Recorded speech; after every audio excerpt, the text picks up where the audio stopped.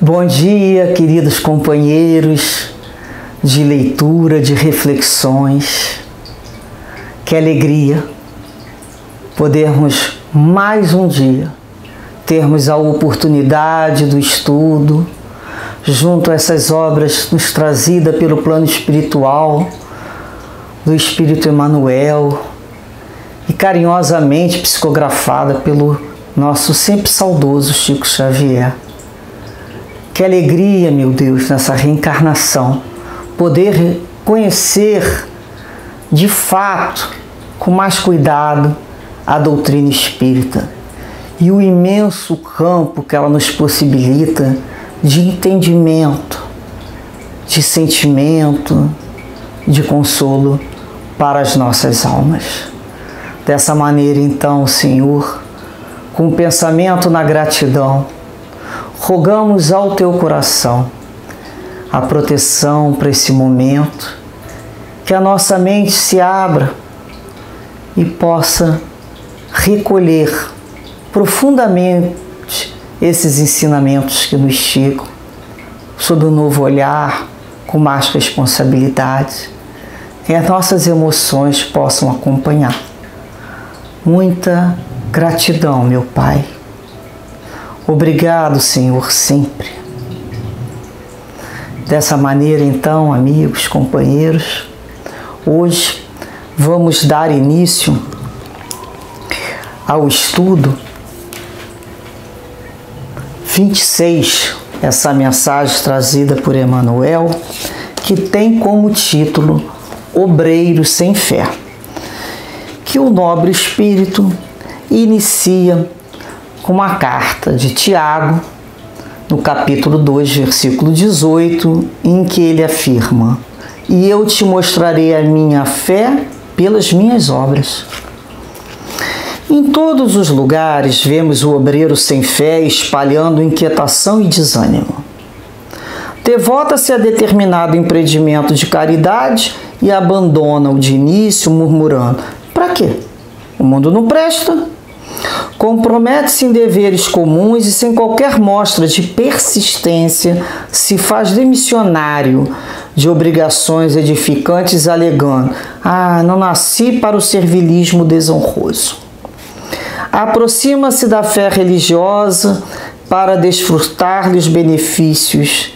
Entretanto, logo após relega ao esquecimento, asseverando: "Tudo isso é mentira e complicação." Se convidado à posição de evidência, repete o velho estribilho: "Não mereço, sou indigno." Se trazido a testemunhos de humildade, afirma sobre manifesta revolta: "Quem me ofende assim?" E transita de situação em situação entre lamúria e indisciplina, com largo tempo para sentir-se perseguido e desconsiderado. Em toda parte, é o trabalhador que não termina o serviço porque se responsabilizou, ou o aluno que estuda continuadamente sem jamais aprender a lição. Não te concentre na fé sem obra, que constitui embriaguez perigosa da alma. Todavia, não te consagres à ação sem fé no poder divino e em teu próprio esforço. O servidor que confia na lei da vida reconhece que todos os patrimônios e glórias do universo pertencem a Deus. Em vista disso, passa no mundo sob a luz do entusiasmo e da ação, no bem incessante, completando as pequenas e grandes tarefas que lhe competem, sem enamorar-se de si mesmo, na vaidade, sem escravizar-se às criações de que terá sido venturoso instrumento. Revelemos a nossa fé através das nossas obras na felicidade comum e o Senhor conferirá à nossa vida o indefinível acréscimo de amor e sabedoria, de beleza e poder. Que lição para todos nós, todos nós. Vamos reparar, né, que ele já inicia com essa passagem, com esse versículo de Tiago, quando o apóstolo fala, né? "Eu vou te mostrar a minha fé nas minhas obras." minhas obras revelam a minha fé. E ele nos comenta aqui que em todos os lugares, em todos os tempos, nós observamos obreiros, trabalhadores sem fé. Trabalham, mas não têm fé. E o que eles espalham? Inquietação, desânimo, revolta. A gente para ouvir e percebe isso. Então ele inicia um movimento, são essas pessoas que buscam o movimento religioso para encontrar um pouco de paz, receber o seu passe, ouvir, né, uma palestra, e ali eles são despertados. É um primeiro momento, despertamento da criatura. E ela fica, né, principalmente quando a gente começa a explicar que a vida continua, que a morte não existe, e ela ali que o amor vai sempre prosseguir na vida além, que ela vai poder reencontrar os entes amados que apenas se transferiram para o plano espiritual de uma forma antecipada ou antes delas. Ali elas se apaixonam. E o que é uma paixão? É aquele fogo que se consome por si mesmo, não é? Então elas entram no movimento, elas entram na casa religiosa e elas querem fazer tudo, elas se convocam para tudo, elas já em 2 livros elas já entenderam tudo, e aí ela começa um trabalho. Só que todo trabalho no bem, ele necessita de perseverança, porque o resultado não é nosso, o resultado é de Deus. Então ela vai lidar ali com uma criatura difícil, ela vai lidar com grupos difíceis, porque, ora, tem grupo que precisa trabalhar a humildade, são aqueles mais necessitados. É fácil trabalhar com uma pessoa que tem muita dificuldade quanto ao seu ego, ao seu orgulho? Não vai ser fácil, mas vão ser essas reencarnações.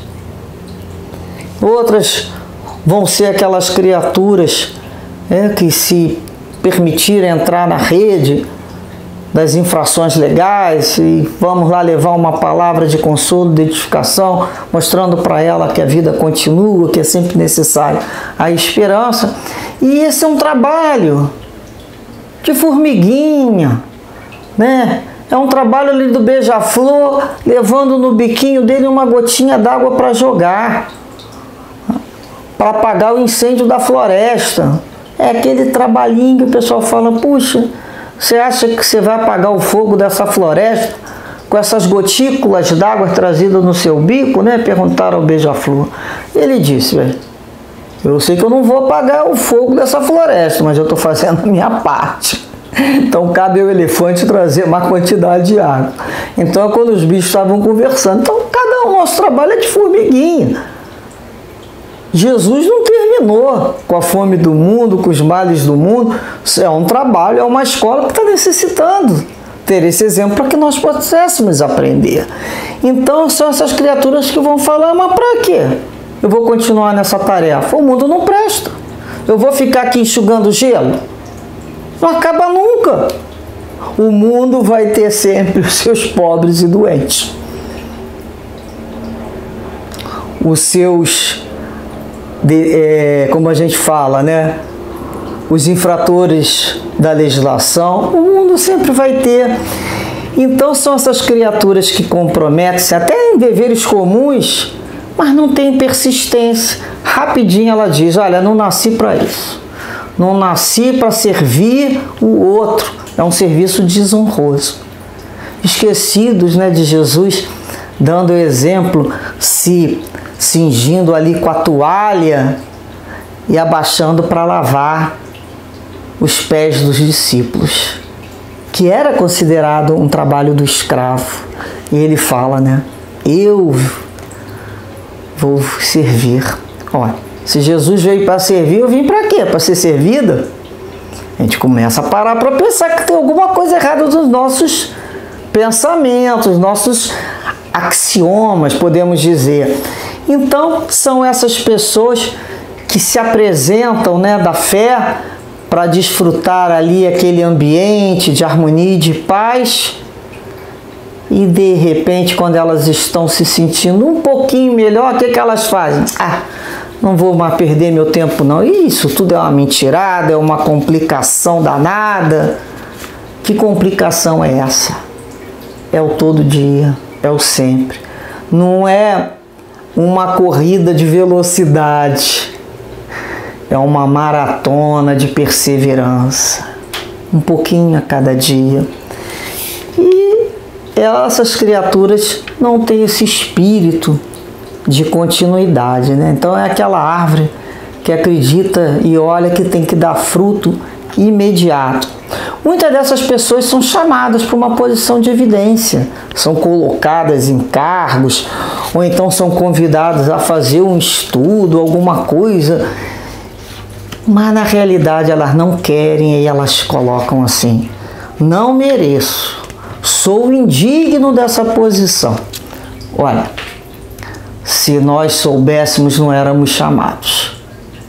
Então, no momento que somos chamados para uma posição de evidência, para expormos. E no momento que a gente expõe uma ideia, a gente se expõe, tanto para encarnados como para desencarnados. Não, não é fácil.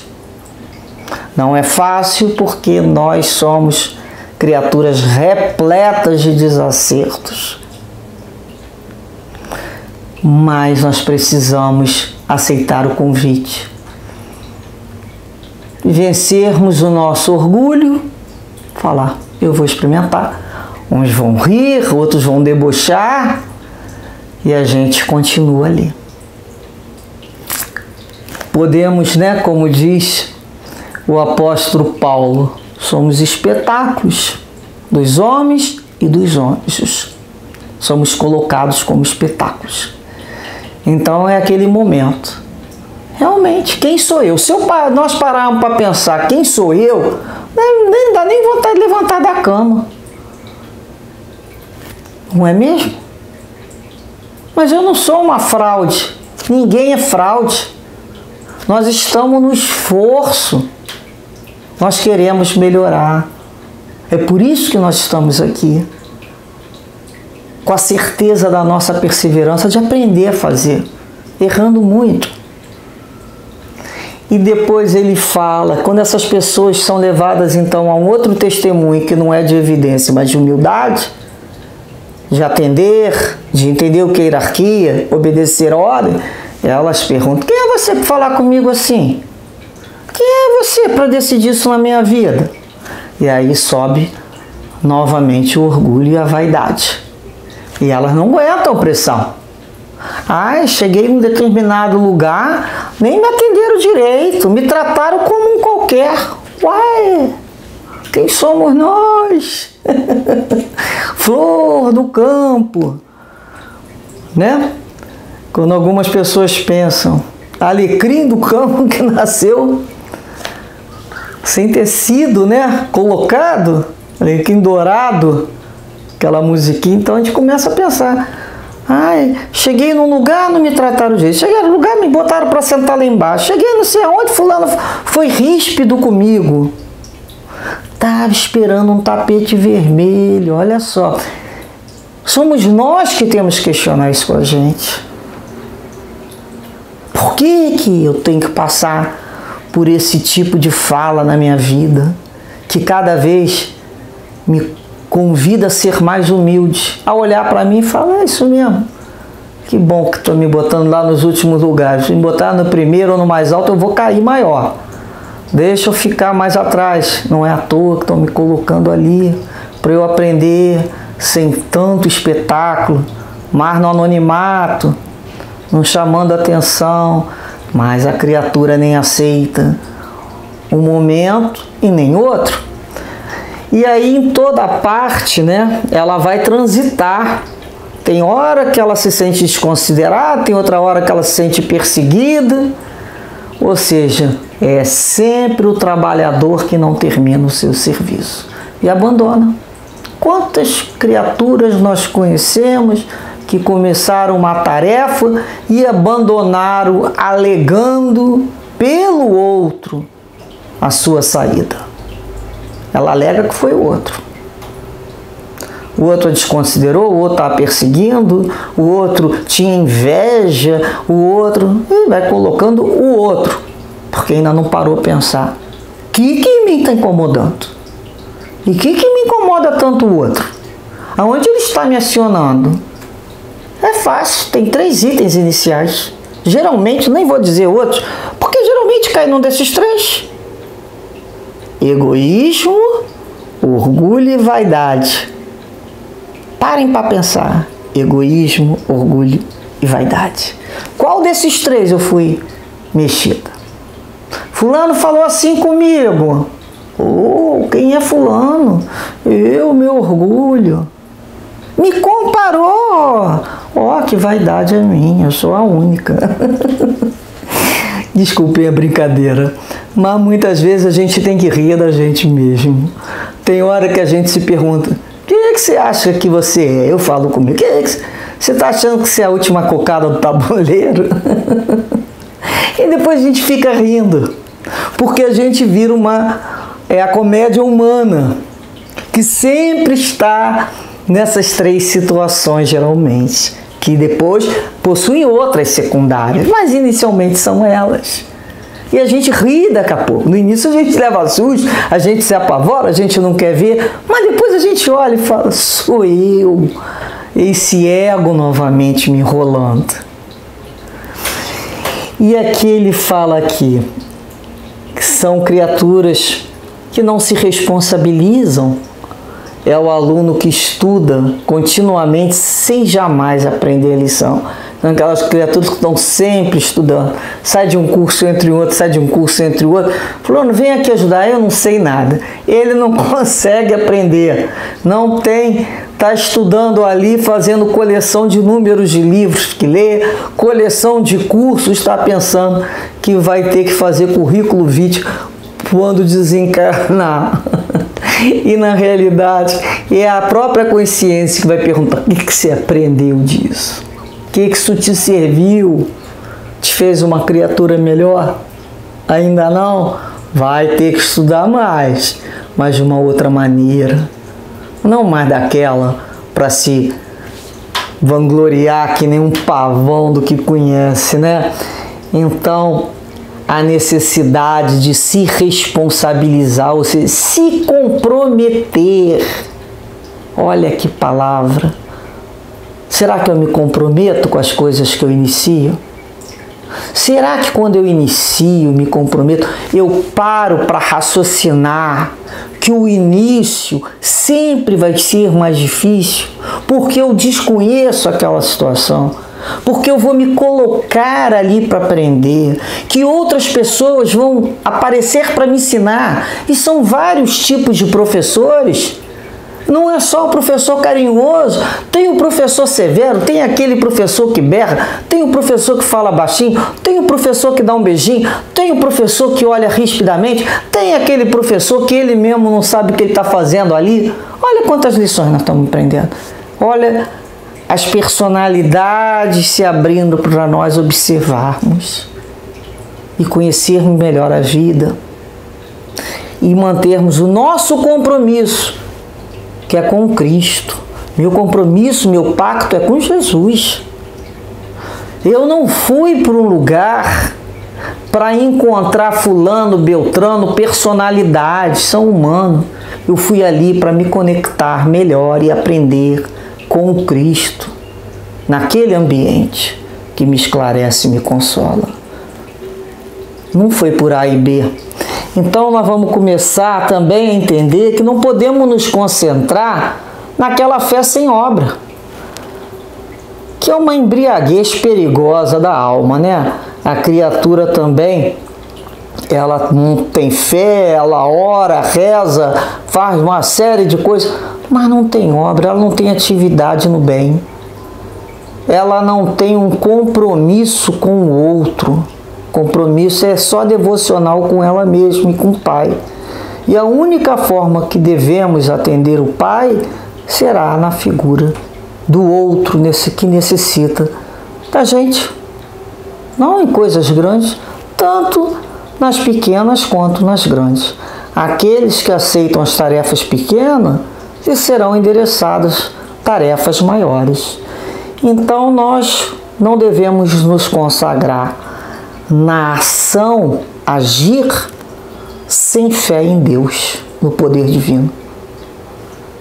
Da mesma forma, em nosso próprio esforço.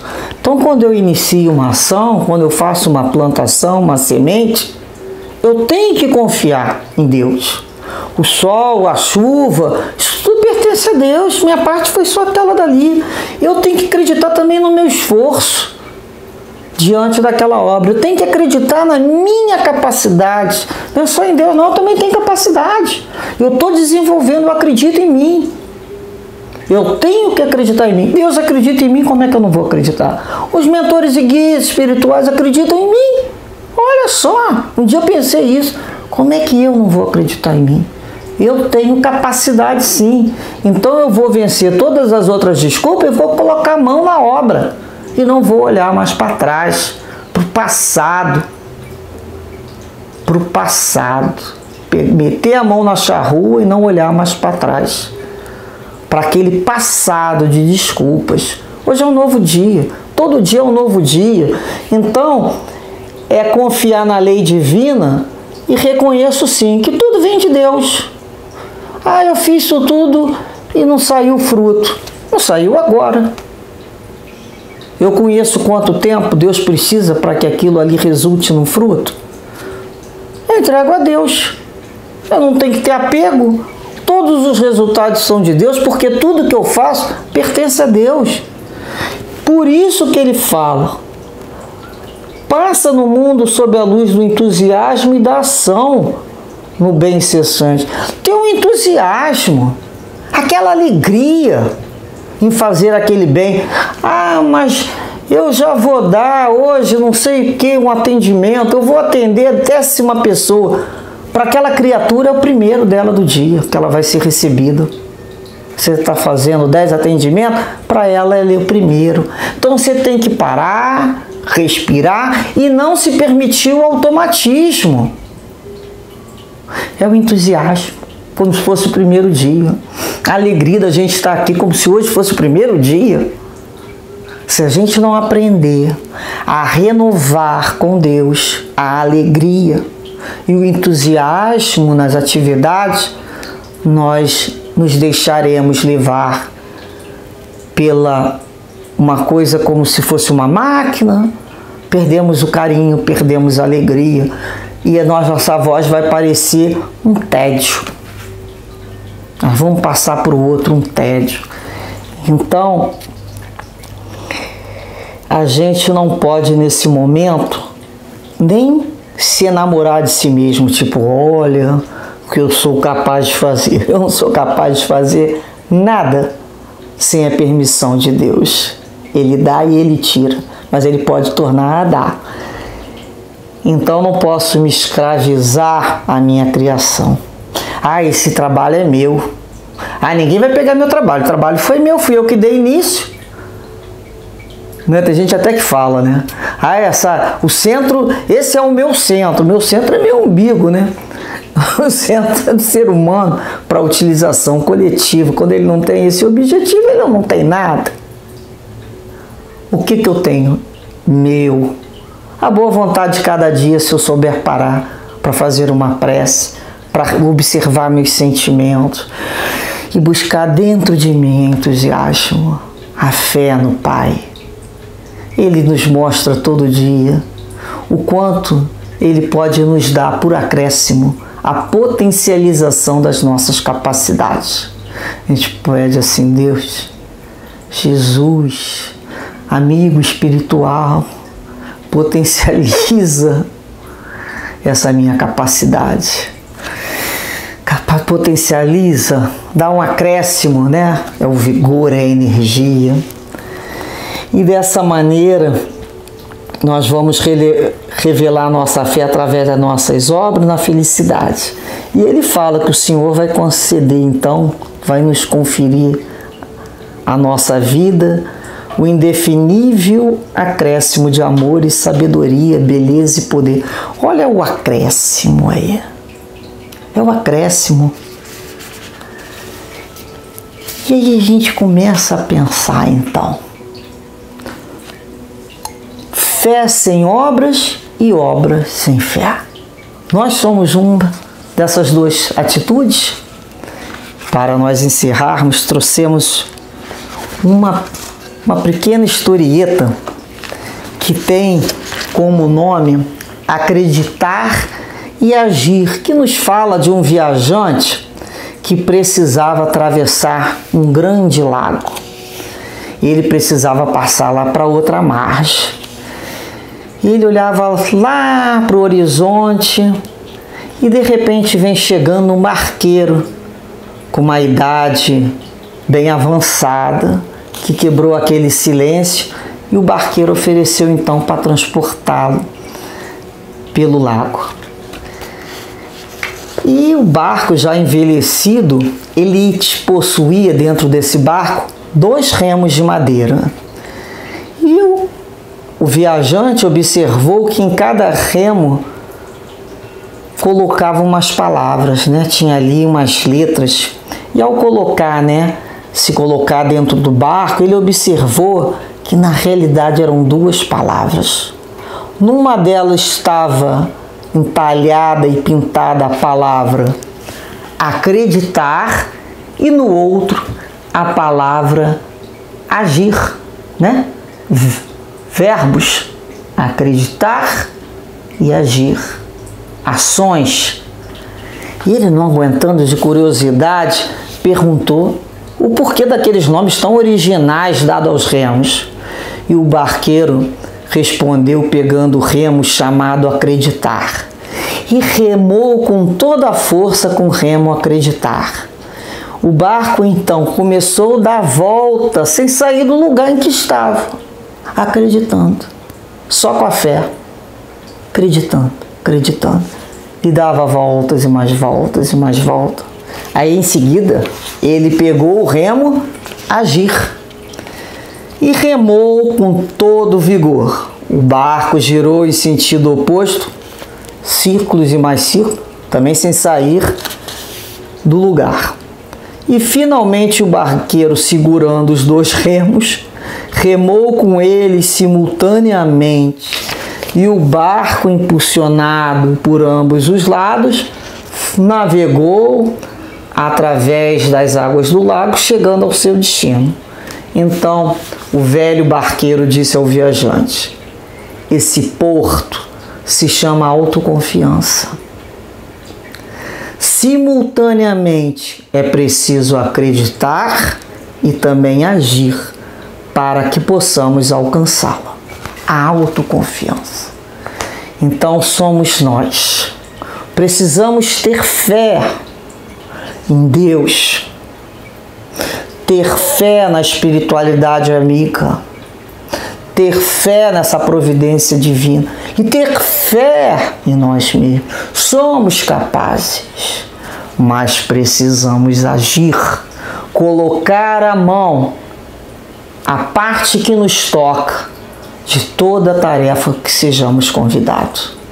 Por isso, companheiros, sejamos fiel ao Pai, com muita fé, com muita confiança e com muita boa vontade no trabalho que Ele nos oferece.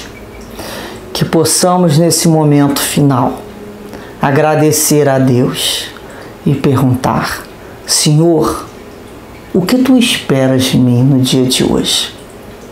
Eu confio, Senhor, e vou agir com toda a minha boa vontade.